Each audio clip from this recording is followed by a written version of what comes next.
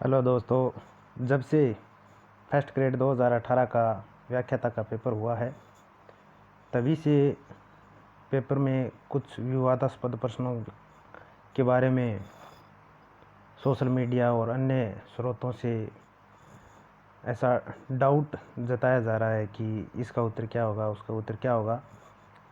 तो मैंने आज ये प्रयास किया है कि कुछ ऑथेंटिक पुस्तकों की सहायता से उन प्रश्नों के बारे में सही खोजबीन की जाए और उनका सही जवाब आपके साथ शेयर करने की कोशिश की जाए। और इसी प्रयास में, हालांकि ये मेरा प्रयास ही है, हो सकता है कुछ उत्तरों से आप सहमत ना भी हों, लेकिन क्योंकि अंतिम उत्तर तो आरपीएससी का ही मान्य होगा, लेकिन फिर भी मैंने ऑथेंटिक पुस्तक से यह प्रयास किया है कि एक ठीक जवाब को प्राप्त करने का प्रयास मेरे द्वारा होना चाहिए और आपके सामने रखा जाना चाहिए। तो पहला प्रश्न है, ब्रिटिश ईस्ट इंडिया कंपनी के बारे में निम्नलिखित में से कौन सा कथन असत्य है। ये प्रश्न तो आपने देखा ही होगा। तो इनमें से दो दो ऑप्शन पर डाउट है दोस्तों। एक तो ये पहला है जिसके बारे में कि इसमें 1609 लिखा हुआ है, जबकि हम शुरू से ऐसा पढ़ते हैं कि 1608 में विलियम हॉकिंस आया था। तो एक तो ये ऑप्शन है। दूसरा ऑप्शन है, चौथा जो है, पुर्तगाली बेड़ा टॉम स्रो के नेतृत्व में हराया गया था। तो ऊपर जो ऑप्शन है तीसरा, उसमें लिखा है जब अंग्रेज़ों ने स्वाली में एक पुर्तगाली बेड़े को हरा दिया था। यहाँ जो ये है स्वाली का युद्ध है, उसके बारे में मैंने गूगल पर सर्च किया तो गूगल ने इसके बारे में जो तथ्य दिया वो ये है कि स्वाली का युद्ध जो है वो 29-30 नवंबर को 1612 में, देखिए 1612 में स्वाली विलेज नियर द सूरत यहाँ पे हुआ था। और हम जानते हैं कि टॉम स्रो 1615 में आया था। तो टॉम स्रो इस युद्ध को लड़ेगा ऐसी कोई संभावना नहीं है। तो मेरे हिसाब से इसका सही आंसर है वो चौथा होगा, क्योंकि हमें गलत कथन को छांटना था। देखिए अगला प्रश्न है, हाँ ये भी 1608 वाला भी देख लीजिए, कुछ पुस्तकों में मुझे मिला है। ये पांडे एस पांडे की पुस्तक है जिसमें लिखा है सर्वप्रथम 1608 में कैप्टन विलियम हॉकिंस जहांगीर के दरबार में उपस्थित हुआ, ऐसा ये भी मिलता है। लेकिन मुझे लगता है इसमें चौथा ऑप्शन है वही करेक्ट किया जाएगा। चलिए अगला प्रश्न लेते हैं। आरपीएससी की साइट पर जो पेपर है उसका 11वां प्रश्न है, शिवाजी की मुगलों के साथ प्रथम मुठभेड़ 1657 में हुई थी, उसमें दक्षिणी मुगल साम्राज्य का गवर्नर कौन था। इसका एकदम करेक्ट आंसर मुझे एक पुस्तक है हरिश्चंद्र वर्मा की, जो दूसरा भाग है मध्यकालीन भारत का, उसमें सही से ये जवाब इसका मिला है। देखिए इसके बारे में लिखा है कि शिवाजी जो मुगलों से पहली जो मुठभेड़ हुई थी वो बीजापुर की साइड से लड़ते हुए हुई थी। और अब आप देखिए ये पुस्तक है हरिश्चंद्र वर्मा और इसका पेज नंबर है 213। इस पर आप देख सकते हैं बीजापुर का जो इतिहास है उसमें दिया हुआ है कि यहाँ ऊपर है नवंबर 1656 के बाद की बात है ये। औरंगजेब ने जो उस समय मुगलों का दक्षिण में प्रतिनिधि था, यह बहाना बनाया कि अली मृत सुल्तान का असली पुत्र नहीं था, इसलिए उन्हें आदिल शाह पर आक्रमण कर दिया और बिदर के किले को घेराबंदी कर दी। ये 1657 की बात है और ये 1657 वही है। तो इसका सही जवाब जो है वो दोस्तों यही होगा कि दक्षिणी सूबे का जो मुग़ल सूबेदार था वो औरंगजेब ही था। चलिए अगला प्रश्न हम लेते हैं। ये प्रश्न है 21वां, जो आरपीएससी साइट के ऊपर पेपर है उसमें 21वां प्रश्न है, हिजरी संवत का आरंभ किया था। हिजरी संवत का आरंभ, इसके बारे में विवाद ये है कि पैगंबर मोहम्मद ने जब 1622 में मदीना की यात्रा की, उसी से हिजरी संवत प्रारंभ होती है, लेकिन ये काम उमर प्रथम ने किया था। इसका मैं आपको श्रीमान अरविंद भास्कर की जो विश्व इतिहास की पुस्तक है वो ऑथेंटिक मानी जाती है या नहीं ये मैं नहीं जानता, लेकिन उनमें ये बात स्पष्ट तौर पर लिखी जाती है कि हिजरी संवत पर आधारित इस्लामी कैलेंडर का प्रारंभ इसी खलीफा के काल में 638 में हुआ था। और यहाँ पे हज़रत उमर आप देख सकते हैं, उमर की बात हो रही है, उमर की हत्या कर दी। ठीक है, ये पेज नंबर है 88। अगला प्रश्न देखिए। अगला प्रश्न है, प्राचीन व्यापारिक मार्ग दक्षिणापथ विस्तृत था। तो प्राचीन भारत के इतिहास में तो ये कटिंग जो है, ये कटिंग है झा और श्रीमाली की पुस्तक की पेज नंबर 205। उसमें लिखा है, कौटिल्य ने दक्षिण मार्ग अधिक लाभदायक बताया क्योंकि दक्षिण से बहुमूल्य व्यापार की वस्तुएं, जैसे यहाँ पे देखिए, पुराना मार्ग श्रावस्ती से गोदावरी के तटवर्ती नगर प्रतिष्ठान तक जाता था। और विदिशा, आपने यदि मैप की सहायता से पढ़ाई की तो आप जानते हैं कि विदिशा इसी रास्ते के बीच में पड़ता था। अब आप देखिए केशव श्रीवास्तव में क्या लिखा है इसके बारे में, वहाँ तो स्पष्ट तौर पर लिखा मिल जाएगा। केशव श्रीवास्तव की जो पुस्तक है उसके पेज नंबर 268 पर यह बात लिखी हुई है कि तीसरा मार्ग दक्षिण में प्रतिष्ठान से उत्तर में श्रावस्ती तक जाता था, जिस पर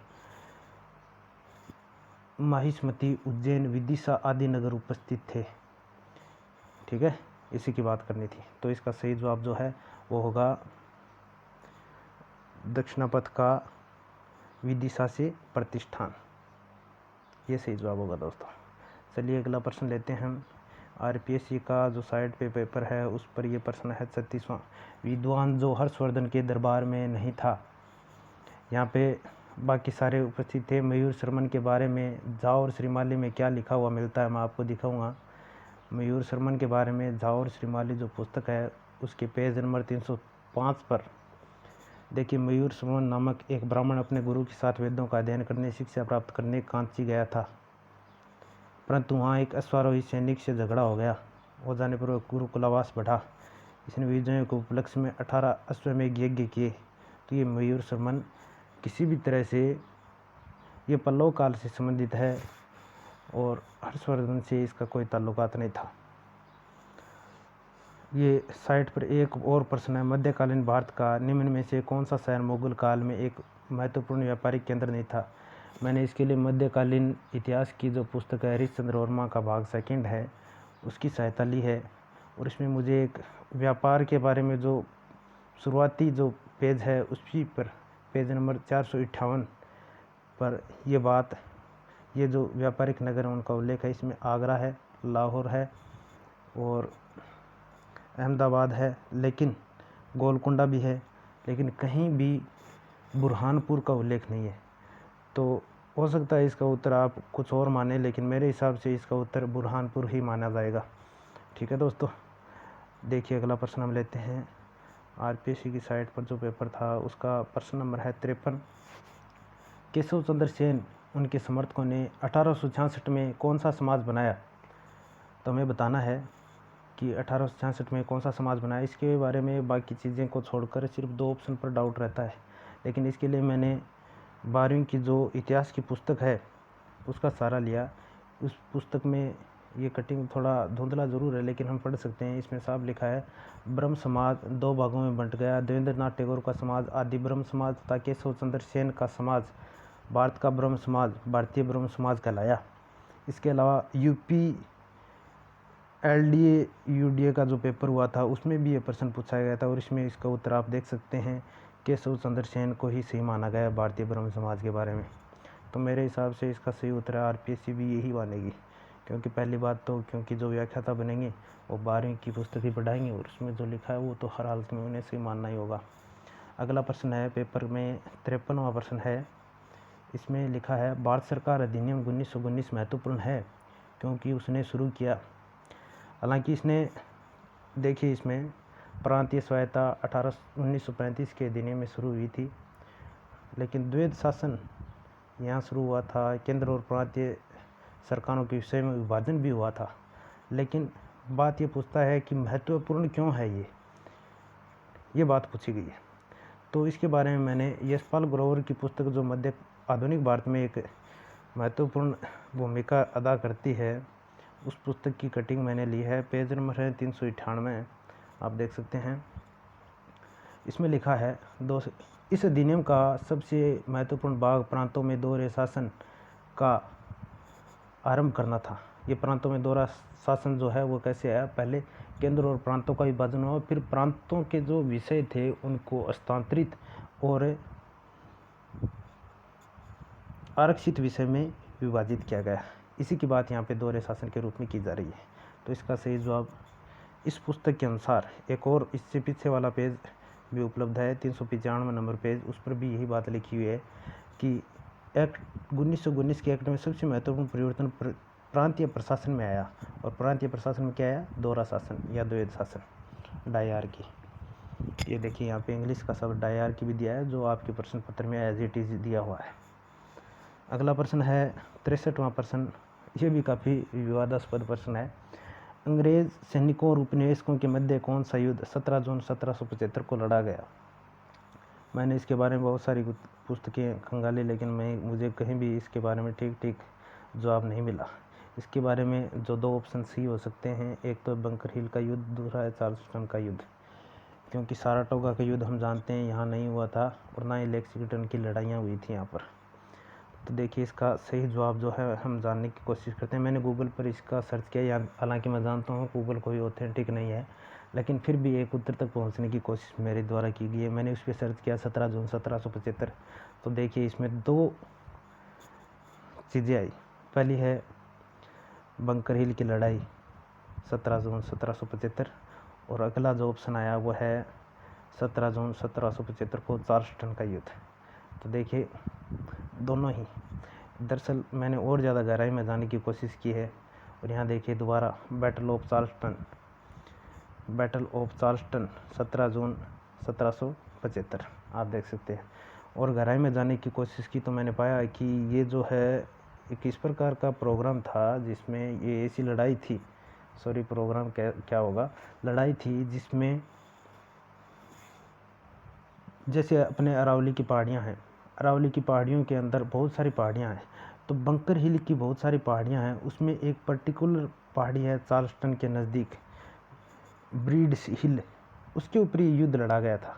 तो ये चार्ल्सटन के नज़दीक है, इस कारण इसको चार्ल्सटन का युद्ध भी कहते हैं, लेकिन ओवरऑल ये बंकर हिल की पहाड़ियों में है, तो बंकर हिल का युद्ध भी कहा जाता है।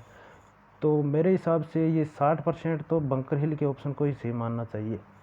और आप अपने व्यूज़ इसके बारे में कमेंट सेक्शन में बताकर इसके बारे में डिस्कशन कर सकते हैं। 73वां प्रश्न था आपके पेपर में, 1920 में 25 सूत्री नाजी कार्यक्रम की रचना किसने की? तो इसका सही जवाब गॉटफ्रीड फ्रीडर होगा। मैंने इसके लिए एक पुस्तक है, अरविंद जी भास्कर की पुस्तक है विश्व इतिहास, उसको सहारा लिया। उसके पेज नंबर 393 पर बाकायदा से ये दिया हुआ है, गॉटफ्रीड फ्रीडर ने म्यूनिख में नाजी दल के लिए 25 सूत्री कार्यक्रम निश्चित किया था। तो इसके बारे में मुझे नहीं लगता कोई शंका की जानी चाहिए, यह सही उत्तर होगा। अगला प्रश्न है 64वां, 18वीं शताब्दी में अमेरिका के अंग्रेजी उपनिवेश शासित थे स्थानीय असेंबली द्वारा, जिसे योग्य मतदाताओं द्वारा निर्वाचित किया गया है। मेरे हिसाब से यही ऑप्शन सही होगा इसका। इसके लिए मैंने शर्मा और व्यास की जो विश्व इतिहास की पुस्तक आती है उसके द्वारा आपको इसका सही उत्तर बताने की कोशिश की। आप देख सकते हैं इस पुस्तक में शर्मा और व्यास में ये लिखा हुआ है, विधायक सदन शासन व्यवस्था के 3 प्रमुख अंग थे, गवर्नर की कार्यकारिणी समिति और विधायक सदन। और विधायक सदन में जनता द्वारा निर्वाचित प्रतिनिधि होते थे। और अगले पेज पर आप देखेंगे कि ये जनता द्वारा निर्वाचित प्रतिनिधि थे वो बहुत शक्तिशाली थे। देखिए क्या लिखा है, शासन कार्य का चलाने वाले गवर्नर सहित सभी लोगों का वेतन तय करने का अधिकार विधायक सदनों के पास था, और कभी कभी वे अपनी इच्छा अनुसार किसी भी गवर्नर अथवा जज के वेतन की धनराशि व मांग को अस्वीकृत कर देते थे। तो हम समझ सकते हैं कि इसका उत्तर वास्तव में वही होगा जो स्थानीय असेंबली द्वारा या निर्वाचित लोगों के द्वारा। देखिए मैंने अपने व्यूज़ आपको देने की कोशिश की है, फिर भी आप कमेंट्स में मर्यादा बनाए रखें। हो सकता है कुछ ऑप्शन मैंने जो बताए वो आपके उत्तर के अनुकूल ना हो, लेकिन मेरे कहने से कुछ नहीं होता है, उत्तर वही सही होंगे जो आरपीसी सही मानती है। मैंने अपनी तरफ से पुस्तकों की, ऑथेंटिक पुस्तकों की सहायता से आपको ठीक उत्तर बताने की कोशिश की। आपको पसंद आया तो लाइक करें, सब्सक्राइब करें। मैं आगामी काल में भी आपके लिए ऐसे ही वीडियो लाने की कोशिश करता रहूँगा। धन्यवाद।